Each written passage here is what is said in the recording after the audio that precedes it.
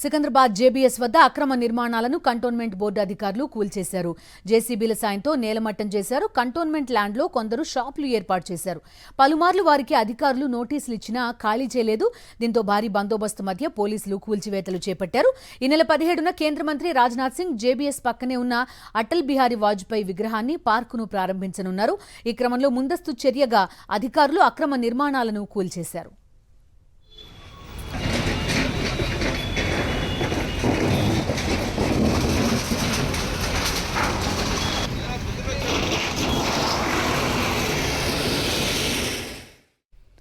Jagadgirigutta Alwyn colony last bus stop వద్ద ఉన్న ప్రభుత్వ భూమికి హైడ్రా అధికారులు కంచె ఏర్పాటు చేశారు.